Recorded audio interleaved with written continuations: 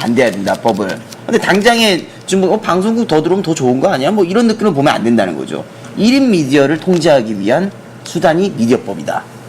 그렇게 될 수도 있지. 예. 누구나 다 이제 정보를 줄 수 있잖아요. 예전에는 일방적으로 받아들였다면은 이제는 아무데나 뿌리고 다니는 거죠. 대신 그걸 걸러들이는 또 능력을 보유해야 되고 이제는. 자, 일단 지금 그 아까 뭐 윤목서 시발단 얘기도 했고 이게 굉장히 조직적으로 여론을 조작하는 일들이 이제 당 차원에서 이렇게 만약에 이게 당 차원에서 이런 거를 했다. 당원들이 이러면 법에 걸리나? 그냥 홍보 이렇게 되는 건가? 당원들이 했으면은 저는 문제가 될 거 없다고 당 생각하는데. 차원이라는 거의 정의가 당 수뇌부의 어떤 공식적 결정이라고 해석을 해야 되려나요? 애매하네요. 나는 우리가 법적으로 약하지 않습니까? 근데 새누리당에서 민주당을 이렇게 만약에 네거티브 한 거라고 보면은 나는 문제가 없을 거라고 보거든. 그러니까 어쨌든 이게 결국은 가장 크리티컬한 거는 권력 기관이 했다라는 거가 문제고. 네. 이건 무조건 걸리죠. 그러니까 지금 이 사안은 사실은 탄핵급이에요. 이거는 탄핵 사유가 충분히 될 수도 있는 급이에요. 그러니까 이게 엄청나게 사실은 크리티컬한 거임에도 불구하고 나는 이명박의 5년 동안 해놨던 가장 큰 위대한 업적은 언론 장악이라고 생각을 합니다.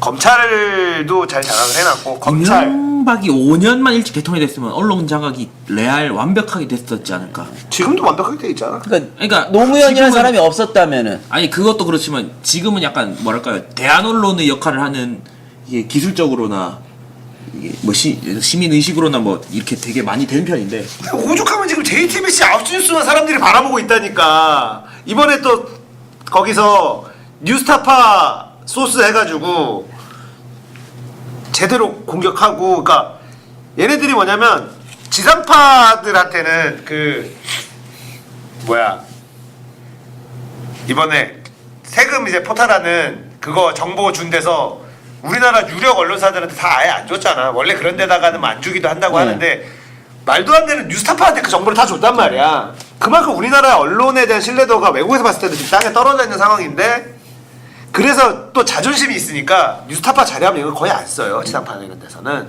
근데 뉴스타파가 이런 거를 해서 그 후속 기사를 막 때리는 거지. 근데 JTBC에서는 뉴스타파에서 쓴 영상을 그대로 또 탁 갖다 꽂아서 뉴스타파를 알리는데 또 이걸 한 거지. 그러니까 그건 진짜 멋있는 거예요 제 생각에. 그렇지. 손석희가 들어가면서 JTBC라면 뭐 할 수 있을 것 같다. 그러니까 이러고 일단은 들어갔잖아요. 뭐냐면 손석희가 JTBC의 보도국 사장. 보도국 사장이란 말이야. 한마디로 나를 건드릴 사람이 없어. 내가 뭘 보도를 하든지. JTBC 지금 현재로서는 그렇습니다. 물론 이게 결국은 바뀌지 않겠느냐 이렇게 생각하는 사람들 많이 있더라고. 왜냐면 이렇게 해서 JTBC를 일단 살려놓고 그 다음에 이렇게 뭐 가는 수순 예능 쪽으로 더 가고 보도 쪽 축소하고 뭐 이렇게 가지 않겠느냐 뭐 이렇게 얘기하는데, 어쨌든 지금 손석희가 버티고 있는 한에서는 지금 현재로서는 가장 볼만한 뉴스가 JTBC라는 거니까 진짜 예능 보는 것만큼 재밌어요.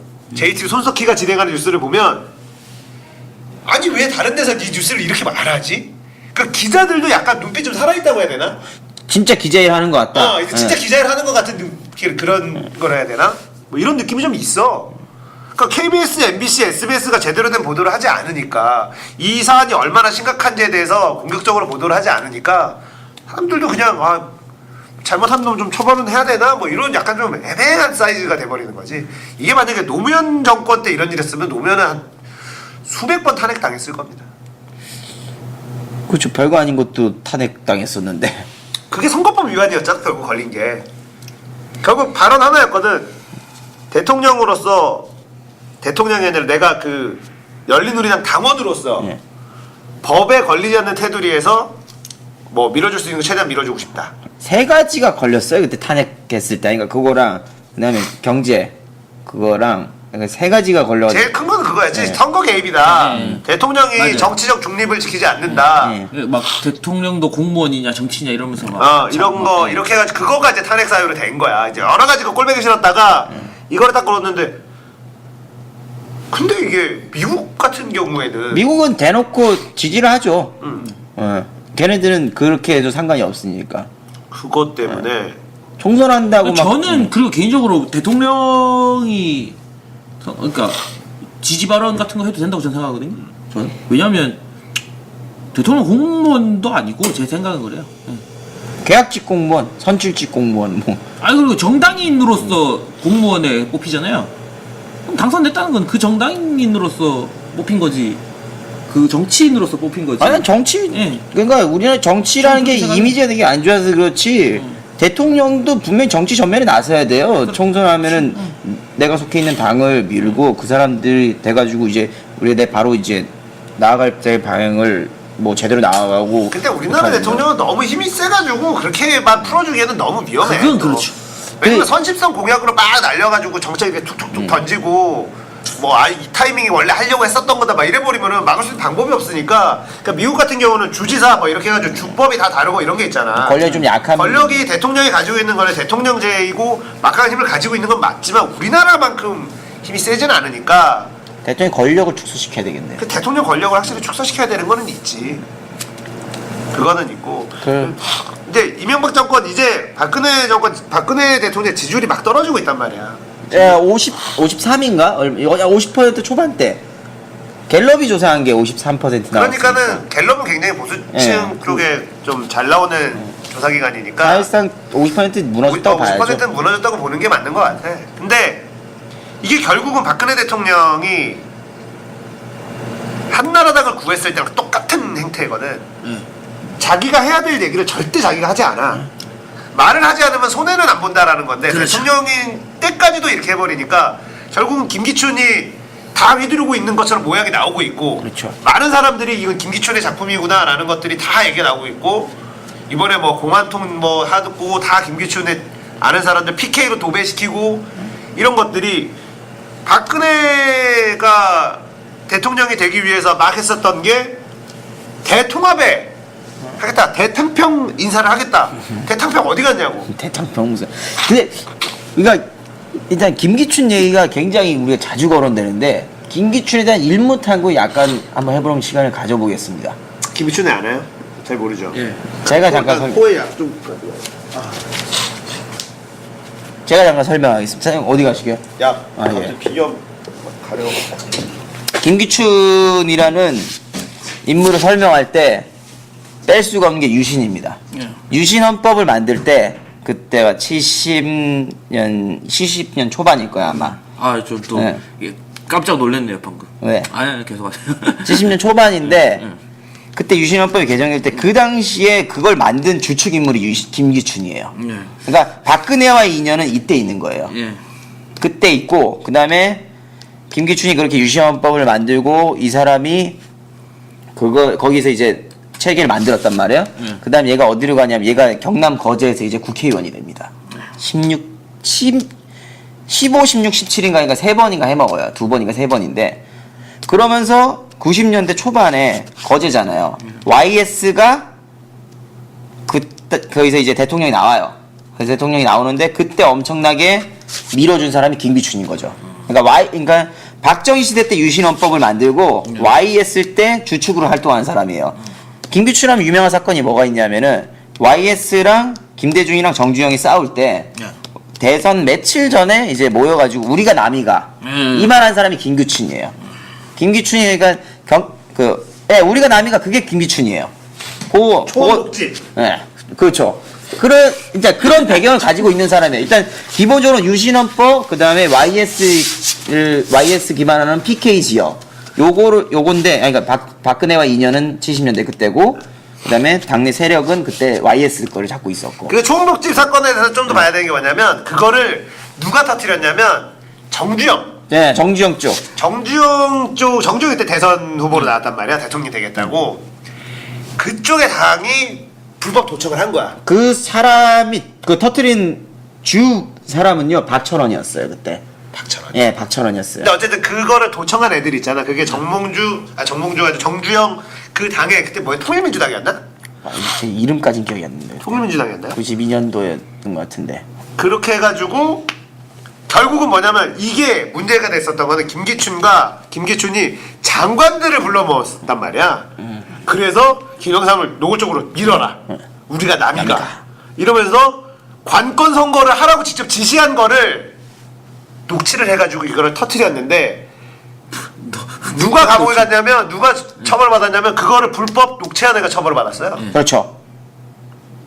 네, 핵심입니다. 아, 그게 중요하죠. 자치단체장 맞아. 자치단체장 뭐 이렇게 시장 뭐 이런 사람들. 그 부산 경남 지역에 있는 본 사람.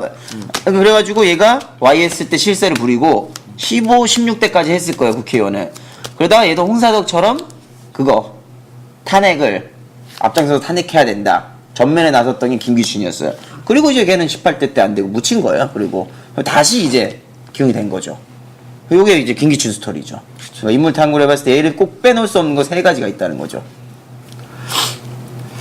그런 유신헌법을 만든 사람이 지금 실세 역할을 하고 있으니까 뭐 어떻게 돌아가겠어요? 다시 그 시절로 회귀할 수밖에요. 노무현 이명박이 연타로 나라를 말아먹었다는 거에 대해서는 약간 좀 정정을 해야 되는 게 노무현은 서민 생활을 굉장히 힘들게 만든 건 맞아요.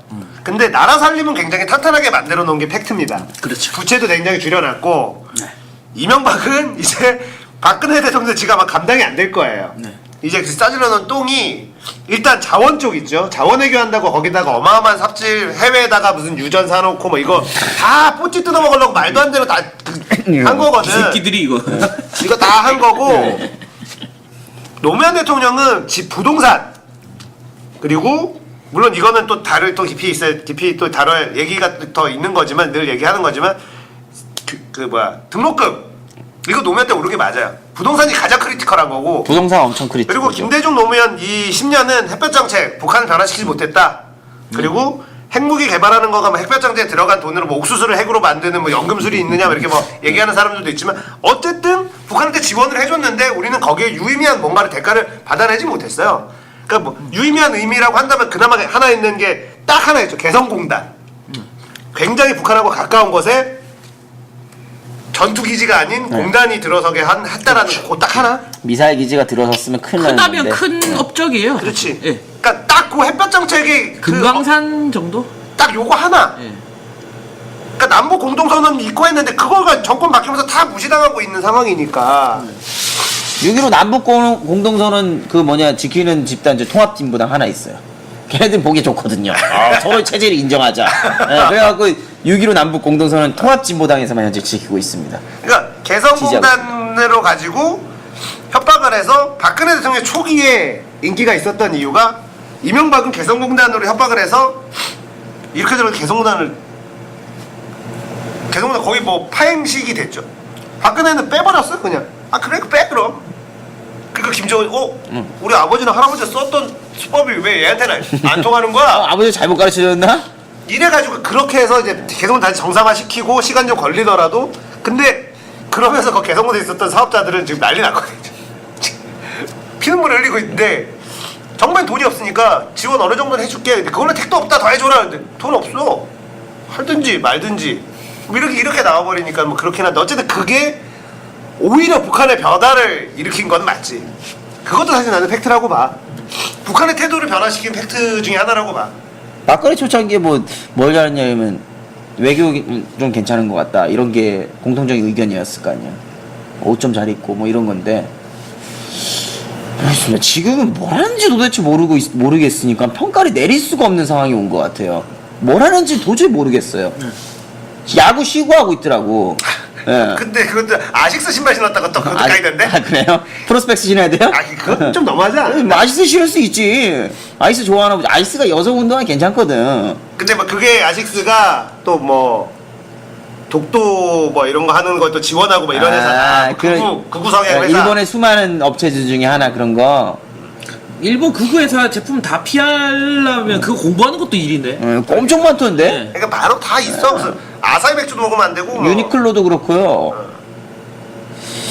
야 아식스 진짜. 아 이제 역대 대통령들 뭐 공식 행사에서 국산 의료만 입고 명박이 형은 양복 완전히 무슨 이탈리아 장인만 국산 의료만 입었다는데 차가 벤츠인데 뭐. 그거야 뭐 우리나라에서 그걸 못 만드니까. 뭐 아식스 같은 운동은 우리나라 못 만드나 보죠.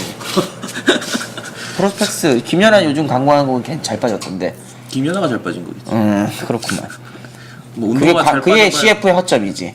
응. 나는 근데 사실 그런 것까지 이렇게 까는 그러니까요, 거는 네. 오바라고 생각해. 아시스 그런 걸 까면 오히려 정당한 어떤 까임이 되게 희석돼 버리거든요. 그러니까 나도 네. 맞아. 아식스 그쵸. 네. 아식스 그거 뭐 박근혜가 가서 샀겠어. 그렇죠.